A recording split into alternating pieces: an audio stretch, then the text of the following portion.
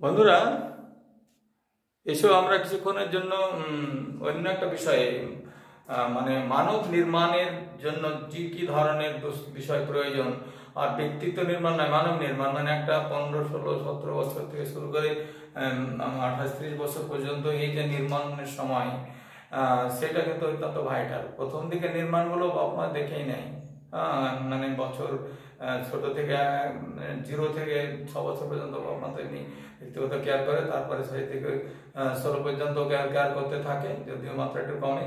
কিন্তু তারপরে 18 থেকে 25, 30 পর্যন্ত এই যে সময়টাই বাচ্চারা দিশাহারা হয়ে পড়ে।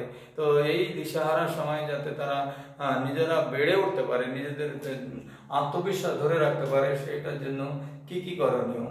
তো নবযুবক ভাইরা যারা এখন নবযুবক আছে, young people, I would like to just communicate you from the very core of my heart that please just follow the practice of constructing yourself at first. নিজেকে নির্মাণের জন্য প্রথম প্র্যাকটিস করো। নাম্বার 1, যে নিজের যে শিক্ষার যে স্তর, সেটা শুধু কাগজে ভরা ডিগ্রি অর্জনের করলে হবে না। যে স্তরে যে স্ট্যান্ডার্ডে পড়ছো, সেই স্ট্যান্ডার্ডের মতো তোমার ভিতরে সেই গুণাত্মক বিকাশ, মানে সেই যে এক্সটেন্ট অফ আন্ডারস্ট্যান্ডিং, সেইটা যাতে গ্রো করে, সেটা দেখবে। নাম্বার 2, যে তোমার স্থির হয়ে বসে পড়বার বা যে নিয়েই করছো, কম্পিটিশন নিয়ে পড়ছো বা অন্য কিছু নিয়ে পড়ছো, সেই সময়টায় তোমার মোবাইলটাকে বা অন্যান্য যে এন্টারটেনমেন্ট ফ্যাসিলিটি সেগুলো তোমার থেকে অনেক দূরে রেখে দেবে, অনেক দূরে। যতক্ষণ পড়ছো সেই সময়টা অন্তত তোমার ইন্টারফারেন্স বা ডিস্ট্রাকশন যদি না হয়, যাতে না হয়, সেজন্য তোমার পাবলিক রিলেশনস অথবা সোশ্যাল রিলেশনস, তার থেকে একটু নিজেকে দূরে করতে হবে। বিশেষ করে সোশ্যাল মিডিয়া থেকে দূরে রাখতে হবে, কেননা সোশ্যাল মিডিয়াতে এমন কিছু বিষয় রয়েছে যেটা তোমাকে যে কোনো খারাপ গতিপথে নিয়ে যেতে পারে, তোমার ডিস্ট্র্যাক্ট করতে পারে। তো এই যে সোর্স অফ ডিস্ট্রাকশন, এগুলো আমাদেরকে মানসিক দিকে বিভ্রান্ত করার যে উৎসগুলো, এগুলো আমার থেকে দূরে সরাতে হবে। নাম্বার 3, যে তোমাদের একটা নির্দিষ্ট লক্ষ্য নিয়ে এগোতে হবে, যে তোমার আসলে লক্ষ্যটি তোমার করার কি ক্ষমতা রয়েছে, এবং সেই ক্ষমতাটা ভেবে লক্ষ্য স্থির করতে হবে। তুমি যদি মনে করো আমি একটা ডাক্তার হয়ে যাবো 18 বছর বয়সে, এবং তোমার সেই নিট কমপ্লিট করার মতো দৃঢ়তা নেই, তোমার ধৈর্য নেই। আমার একটা ছাত্রকে দেখেছি, ও 4 বছর ধরে ও নিট কমপ্লিট করার জন্য মানে লাগাতার মানে কি বলবো অমানসিক পরিশ্রম করতে থাকলো। সেইটা পরিশ্রম এমন করলো যে ওর যে জিনিসটা কম ছিল সেটা ও 4 বছর ধরে কমপ্লিট করে সে মেডিকেলে নিট কমপ্লিট করে গত বছর সে চান্স নিল। তো এই যে লক্ষ্য স্থির করা, সেটা আগে করতে হবে।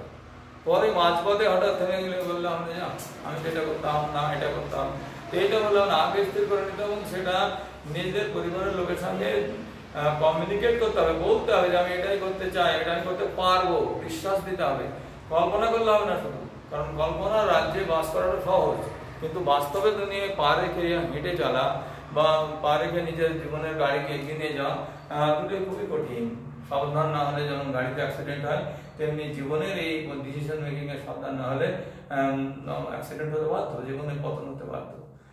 তারপরে যদি ডিসিশন নেওয়া হয় যে আমি এটা করবো, সেই বিষয়ে সঙ্গে সম্পর্কিত যা যা শেখার রয়েছে সেগুলো কিন্তু অবশ্যই নিজে থেকে এটা ঠিক করে নিতে হবে, এবং তার জন্য যে ধরনের পরিশ্রম করতে, তার জন্য প্ল্যান করতে হবে। নেই কেউ প্ল্যান, তোমার প্ল্যান নেই, তুমি সময় নির্ধারণ করতে পারো নি, টাইম টেবিল বানাওনি, তোমার সকালে থেকে শুরু করে রাত 12টা পর্যন্ত তোমার কোনো প্ল্যান নেই, কোনো নির্দিষ্ট টাইম টেবিল নেই। এই ধরনের ব্যক্তি যাদের অলিখিত ভাবে কল্পনার সাগরে ডুবে যেতে ভালোবাসা আছে, তারা ওই সাগর থেকে বেরিয়ে আসতে পারবে না। ঠিক আছে, সময়ের সঙ্গে এই ঘড়ির সঙ্গে নিজেকে বেঁধে রাখবে, কারণ সময়টা খুবই মূল্যবান, যেটা অর্থের থেকে মূল্যবান।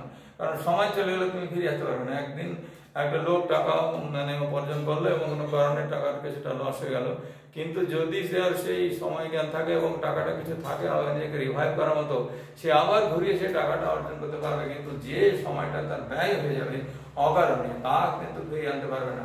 সেই জন্য যারা কম্পিটিশন পরীক্ষার জন্য প্রস্তুতি নিচ্ছ, তাদেরকে টাইম বাউন্ড রাখতে হবে। এটা নয় যে অনন্তকাল একদম 20 বছর থেকে শুরু করলাম, 30-33 পর্যন্ত বয়স আছে, আরে চেষ্টা করে 33 পর্যন্ত এত 13টা বছর তুমি তোমার জীবনের আনন্দ থেকে বঞ্চিত থাকলে, জীবনের কোনো আনন্দ পেলে না, উৎকণ্ঠাতে ডুবে থাকলে। তৃতীয় নম্বর হলো যে তুমি ভয়ভীত, মানে তোমার অ্যাংজাইটি কাজ করলো। চতুর্থ নম্বর হলো তুমি যে জীবনযাপন করতে চেয়েছিলে সেই স্বপ্ন থেকে তুমি আস্তে আস্তে দূরে হতে থাকলে। 5 নম্বর হলো তোমার আর্থিক দিকে সমৃদ্ধ হতে করতে পারলে না তোমাকে। আর তারপরে তোমার যে সামাজিক প্রতিষ্ঠা থাকার দরকার ছিল সেইটা তুমি পারলে না। 6 নম্বর। 7 নম্বর হলো তুমি তোমার জীবনে যেটা পেতে চেয়েছিলে, যেমন একটা ভালো জীবন সাথী বা ভালো সন্তানাদি মানুষ করার, সেইটা তুমি সময় পাবে না। 33 বছরে 35 বছরে এটা করলে সেই ব্যক্তি কিছুতেই তার সন্তানাদিকে ভালো করে সমাজে প্রতিষ্ঠিত করে যেতে পারবে না। সেই জন্য একটা নির্দিষ্ট সীমার মধ্যে থেকে নিজেকে এগিয়ে নিয়ে যেতে হবে।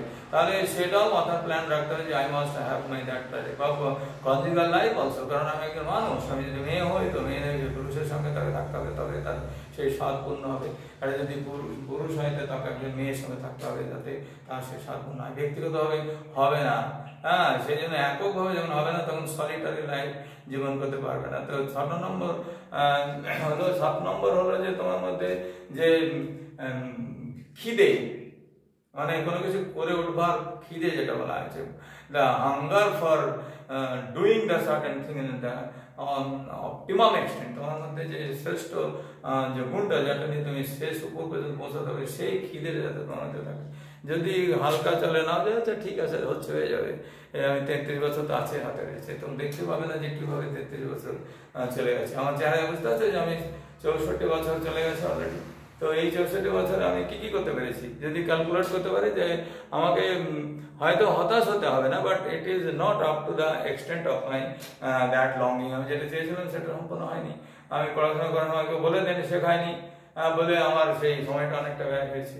আমি শিক্ষক ছিলাম ঠিকই, কিন্তু আমি শিক্ষক ছাড়াও আরো কিছু অফিসিয়াল র্যাঙ্কের কাজের পরীক্ষা দিলে আমি হয়তো যেতে পারতাম, সেটা করিনি, সেটা আমার ব্যর্থতার দিকে নিয়ে গেছে।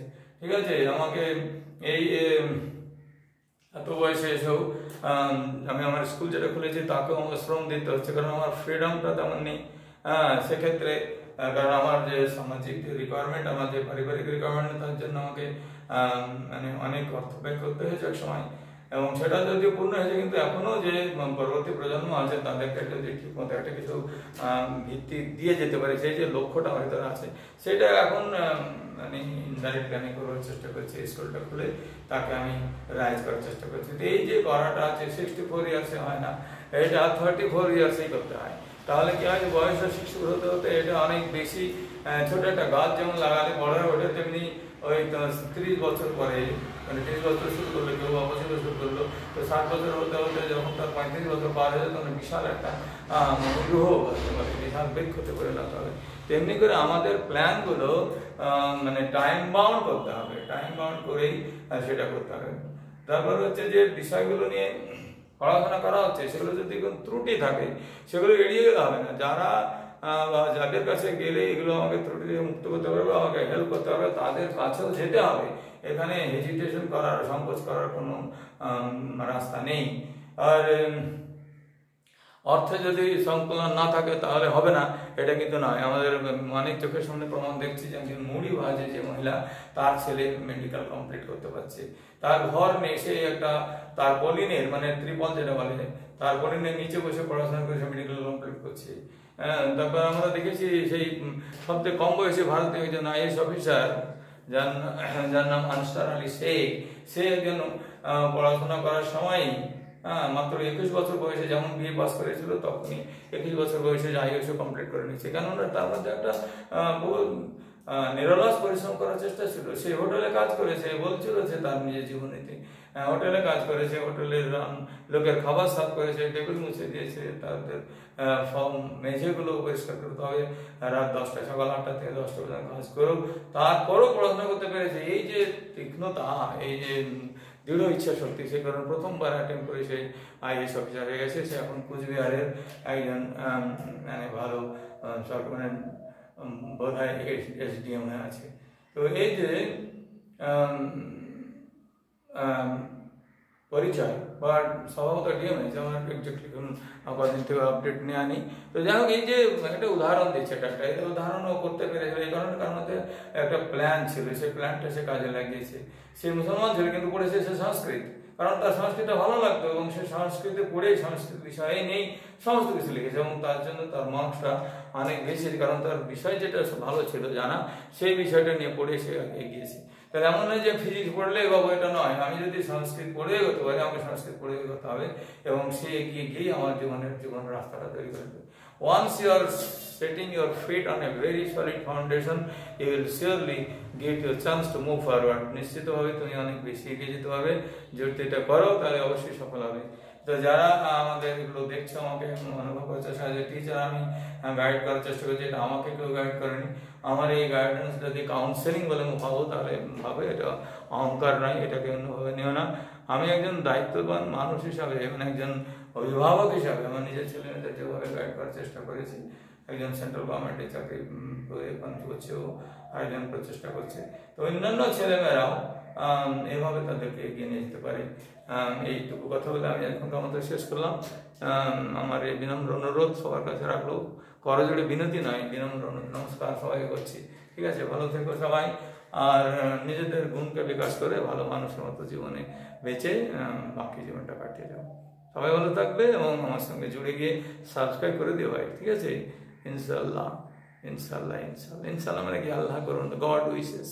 এটা কোনো খারাপ কথা নয়, আরবি বললে ক্ষতি যাবে না। ইনশাল্লাহ মিনস ইফ গড উইশেস, যদি আল্লাহ চান। ইফ লর্ড শিব উইশেস, যদি মহাস শিব শঙ্কর, যেটা আল্লাহ আমার অন্যভাবে কেউ কেউ ডাকে, তো তাই বললে কোনো ক্ষতি হয়ে যায় না, কোনো অসম্মানের কোনো ঘটনা নয়। যদি হয় তাহলে সেভাবে বিশ্বাস রেখে, নিজের সৃষ্টিকর্তার প্রতি বিশ্বাস রেখে, নিজের ভিতরের প্রতি বিশ্বাস রেখে মানুষ হতে গেলে অবশ্যই সফল হবে। ঠিক আছে, আমি এখানে শেষ করলাম, সবাই ভালো থাকবে।